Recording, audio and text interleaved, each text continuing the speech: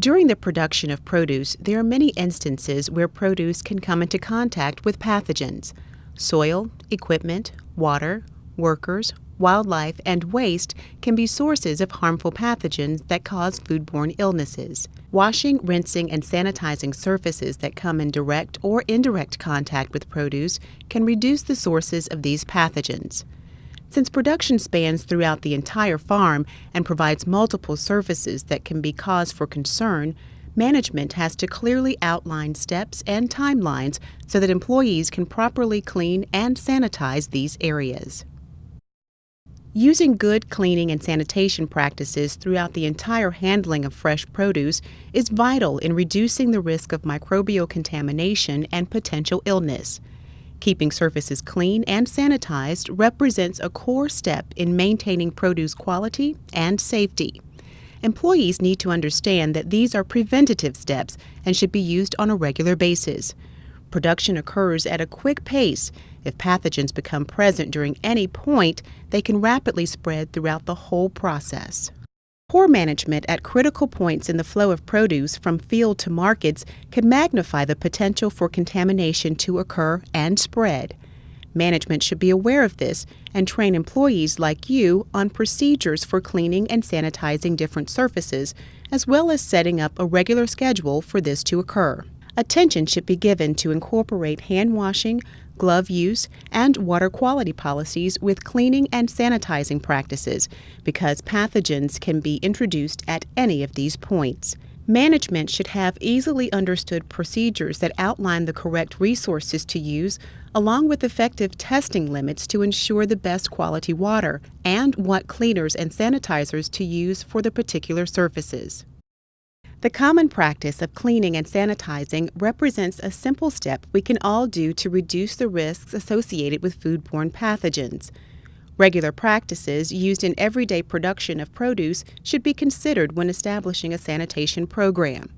Practices like allowing harvest bins to remain outside for extended periods before harvesting or filling dirty containers with fresh produce represent areas for improvement. The use of dirty harvest aids and equipment like knives, ladders, or tractors, as well as harvesting produce that shows evidence of contamination or that has been dropped on the ground, corresponds to distinct risks. Particular attention should be directed at surfaces that remain wet, such as floors, drains, and bathrooms. Allowing plant debris, soil, and microscopic pathogens to gather increases the chances of contamination.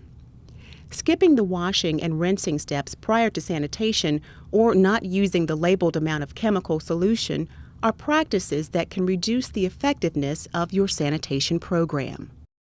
The order in which cleaning and sanitizing takes place does make a difference.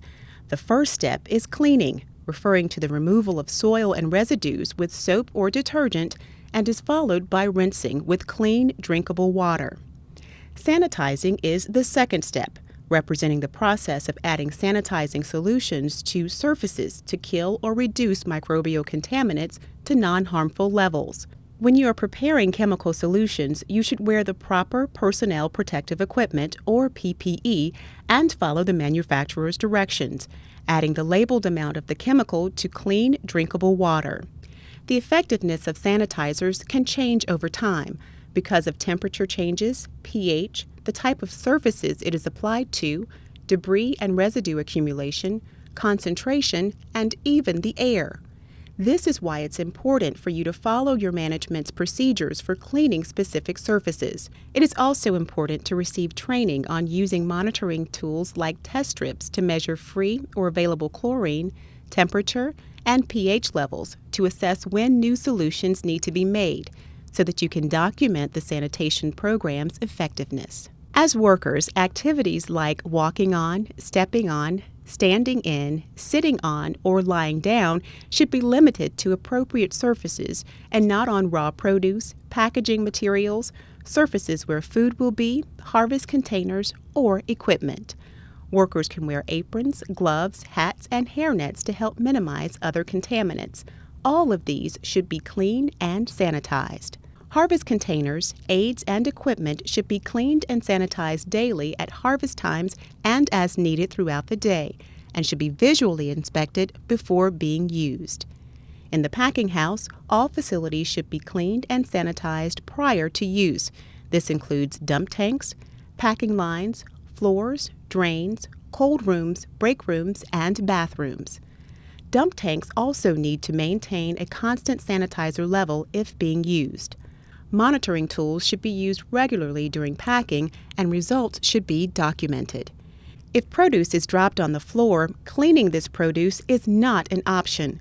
Contaminated produce should be disposed of in the designated waste cans.